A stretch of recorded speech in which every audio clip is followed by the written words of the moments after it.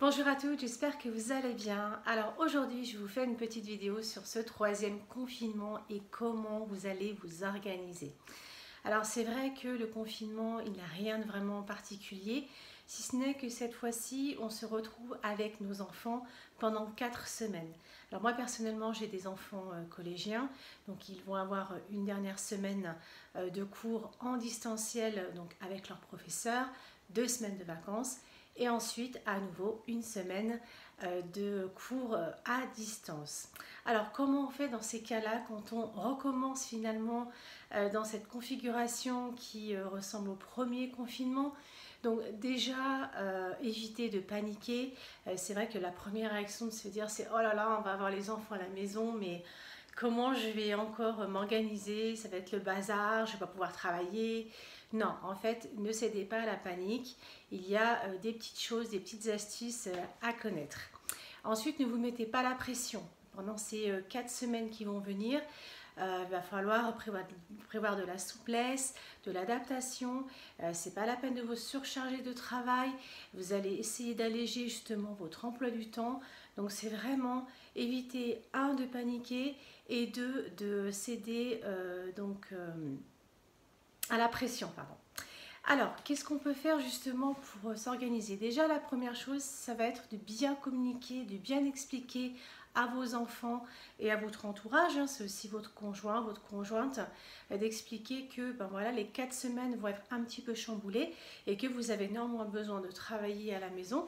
Alors, bien évidemment, pour les chefs d'entreprise, vous êtes déjà au travail, soit chez vous ou soit dans des locaux, mais on va dire que la plupart des gens, quand on est cadre ou cadre dirigeant, on est à la maison et donc il faut composer avec la famille. Donc la première chose, c'est vraiment d'expliquer les temps où vous avez besoin de travailler, des temps de concentration et des temps que vous allez dédier justement à vos enfants pour les aider dans les devoirs, pour jouer avec eux. Donc c'est vraiment important de leur expliquer. Alors si vous avez des enfants en très bas âge, c'est-à-dire en dessous de 3 ans, c'est vrai que c'est un petit peu plus compliqué, mais vous pouvez néanmoins prévoir des petits temps de travail. N'hésitez pas dans ces cas-là à vous faire aider par votre entourage. Ça peut être votre maman, votre papa qui peut vous soulager finalement dans cette période-là. Donc pour prendre un petit peu votre enfant ou vos enfants quelques heures, même dans la journée, comme ça vous permet aussi d'avancer sur certaines tâches ou même des fois de vous ressourcer parce que vous allez en avoir besoin. Et puis la deuxième chose, c'est de bien réorganiser vos journées. Donc vous allez reprendre finalement votre planning sur les 4 semaines qui vont venir et vous allez voir ce que vous pouvez alléger, ce que vous pouvez peut-être... alors alléger, ça veut dire soit reprogrammer, soit mettre en stand-by et peut-être faire un peu plus tard, ou soit c'est peut-être pas utile de le faire tout de suite. Soit vous avez des impondérables, à ce moment-là, voilà, vous avez vos missions, vos tâches de fond à faire, vos rendez-vous clients, donc ça, c'est des choses qui ont été prévues depuis longtemps, donc vous devez les faire. Donc ça, c'est des plages, ce que j'appelle impondérables. Donc voilà, essayez de voir ce que vous pouvez alléger, ce que vous pouvez déléguer, peut-être reporter. Donc ça, on est vraiment dans la gestion des priorités. C'est-à-dire que là, il va falloir vraiment se dire, ok, sur ces 4 semaines-là, qu'est-ce qui est important et qu'est-ce qui est urgent dans mes missions qui fait que ça va impacter de manière positive ou négative mon activité. Donc regardez un petit peu votre planning sur les 4 semaines qui arrivent et regardez ce qui est vraiment fondamental à garder et à faire et ce que vous pouvez peut-être alléger ou déléguer, différer. Voilà, donc c'est vraiment faire preuve pour ces 4 semaines de souplesse et d'adaptabilité, pardon, comme je le disais au départ, d'éviter de se mettre la pression. Là, l'organisation, clairement, elle ne va pas être tip-top pour ces 4 semaines.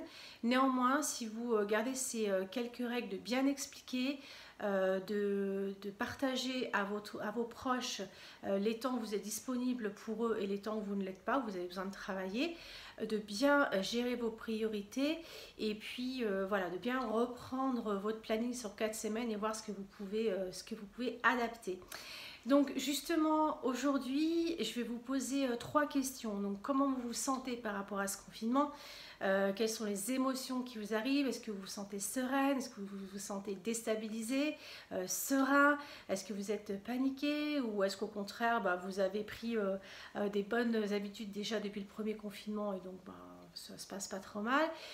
Quelles sont les difficultés que vous rencontrez encore actuellement? Vous me suivez peut-être depuis un certain temps, donc j'imagine que vous avez mis des petites choses en place, mais est-ce qu'il y a encore des difficultés que vous rencontrez face à ce troisième et nouveau confinement?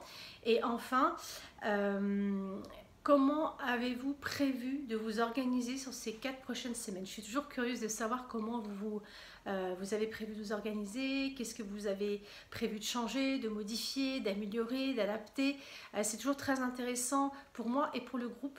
Donc n'hésitez pas à faire vos retours dans ce groupe-là. En attendant, je vous souhaite une excellente journée. Bon courage à vous tous et à vous toutes. Je sais que c'est pas une phase facile forcément, mais on arrive toujours à trouver des bonnes solutions. Et si vous suivez mes petits conseils, je pense que ça ira beaucoup mieux.